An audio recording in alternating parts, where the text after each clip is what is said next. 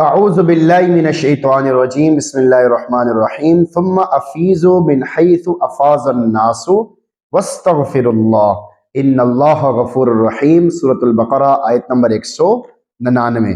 قرآن کریم نے اس امتیاز کو، اس فرق کو ہی ختم کر دیا۔ ثم افیضوا، پھر تم وہیں سے واپس آؤ، من حیث افاض الناس، جہاں سے عام لوگ واپس آتے ہیں۔ میدان عرفات حدود حرم سے باہر ہے، دوران حج تمام لوگ وہاں جاتے ہیں، وقوف کر کے واپس آتے ہیں، مگر قریش مزدلفہ میں رہتے، وہیں وقوف کرتے کہ ہم حرم کے مجاور ہیں، یعنی یہاں اس کا خیال کرتے ہیں، اس لیے ہم حرم سے باہر نہیں جا سکتے۔ جبکہ دوسرے قبائل عرفات میں وقوف کر کے واپس آتے تو قریش مزدلفہ سے ان سب کے ساتھ واپس آ جاتے تھے۔ قرآن نے اس فرق کو ختم کرتے ہوئے حکم دیا کہ جس طرح دوسرے تمام لوگ عرفات جاتے ہیں، اس طرح تم بھی جاؤ اور وہاں سے لوٹو۔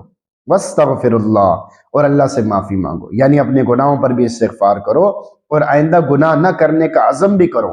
اعمال حج میں کمی کوتاہی ہو جانے پر بھی اللہ رب العزت سے معافی مانگو، اور اسی طرح ہر نیکی پر ہو جانے والی کمی کوتاہی پر بھی ندامت اور شرمندگی کرو اور اللہ تعالیٰ سے معافی مانگتے رہو۔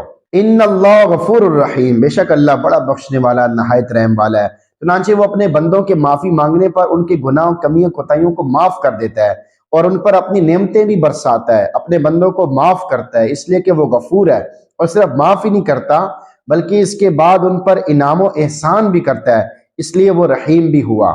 ہر کام کے اختتام پہ استغفار۔ اگر قرآن و سنت میں غور کیا جائے تو یہ بات واضح ہو جاتی ہے کہ ہر اچھے کام کے اختتام پہ استغفار کرنے کی ضرورت ہے۔ چنانچہ نبی اکرم صلی اللہ علیہ وسلم نماز کا سلام پھیرنے کے بعد 3 دفعہ استغفر اللہ کہتے تھے۔ قضاء حاجت سے فارغ ہونے کے بعد جب بیت الخلاء سے باہر آتے تو ایک روایت کے مطابق ان الفاظ سے استغفار کرتے تھے: غفرانک، اے اللہ میں آپ سے آپ کی مغفرت کا سوال کرتا ہوں۔ اور وضو سے فراغت کے بعد بھی توبہ استغفار کرنے کے لیے یہ دعا تلقین فرمائی گئی: ان اللہ یحب التوابین ویحب المتطہرین، بے شک اللہ تعالیٰ پسند کرتا ہے توبہ کرنے والوں کو اور پاک صاف رہنے والوں کو۔ اس آیت کریمہ میں بھی حج کے مناسک ادا کرنے کے بعد استغفار کرنے کا حکم دے دیا گیا۔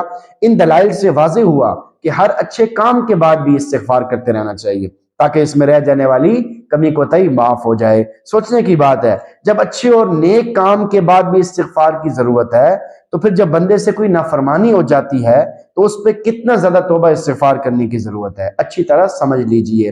ولیکن بندگی استغفر اللہ، یہ درد سر نہیں، درد جگر ہے، یعنی یہ سر کا درد نہیں کہ اس کو نہ چاہتے ہوئے یا سستی اور کمزوری کر دکھاتے ہوئے آدمی کام کرے، بلکہ خوشی سے کرے، شوق سے کرے۔ لہذا جہاں گناہ ہو جانے پہ استغفار اور توبہ کرنا ضروری ہے تو وہاں نیکی اور عبادت کے بعد بھی استغفار کرنے کی پکی عادت بنا لینی چاہیے تاکہ کمیاں کوتاہیاں دور ہو جائیں۔ یہی اللہ والوں کی نشانی ہے کہ وہ اپنی نیکیوں پر بھی استغفار کرتے ہیں تاکہ بندگی کا احساس رہے۔ آیت کا میسج آپ کے نام، اس سے باہمی محبت اور ہمدردی پیدا ہو جاتی ہے۔ رہن سہن، قیام و مقام میں بڑوں کو چاہیے کہ چھوٹوں سے الگ اور ممتاز ہو کر نہ رہیں بلکہ مل جل کر رہیں۔ اس سے باہمی اخوت، ہمدردی، محبت، تعلق پیدا ہوتا ہے۔ خلوت اور علیحدہ رہنے کی نیت، اگر خلوت اور نفلی عبادات کے لیے الگ رہنے کی ضرورت پڑے تو دل میں اپنے آپ کو دوسروں سے کمتری خیال کرے تاکہ عجب و تکبر سے محفوظ ہو جائے، کیونکہ آدمی اگر اپنے آپ کو بڑا سمجھے گا تو اس کے اندر عجب تکبر کی بیماری آ جائے گی اور وہ اپنے آپ کو بڑا سمجھنے کی وجہ سے لوگوں سے بھی دور ہو جائے گا، ان کی دعاؤں سے بھی دور ہو جائے گا، ان سے تعلق بھی ختم ہو جائے گا۔ تو اپنے آپ کو چھوٹا سمجھتا رہے، اپنے اندر عاجزی پیدا کرتا رہے اور اپنے گناہوں پہ روتا رہے، ڈرتا رہے، اللہ سے معافی مانگتا رہے کہ میرے گناہ کی وجہ سے اللہ مجھے کہیں پکڑ نہ لیں، کیونکہ اللہ کی پکڑ کسی کے اوپر بھی آ سکتی ہے۔ جب اللہ کی پکڑ آتی ہے تو یہ نہیں دیکھتی کہ یہ آدمی نیک ہے، دوسروں سے نیک ہے، دوسروں سے کچھ بہتر ہے، بلکہ اللہ تعالیٰ جس کو پکڑنا چاہیں پکڑ لیتے ہیں۔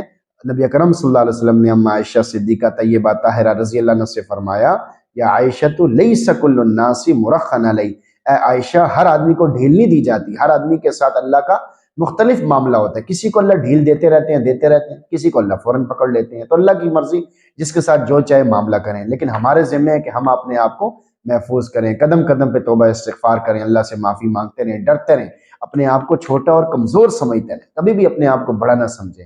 ذرا سا کوئی آدمی کو نعمت ملتی ہے، کوئی فائدہ پہنچتا ہے یا عافیت ملتی ہے یا کوئی دنیاوی یا اخروی نعمت ملتی ہے، آدمی اپنے آپ کو بہت بڑا سمجھنے لگ جاتا ہے اور لوگوں سے کنارہ کشی کرنے لگ جاتا ہے۔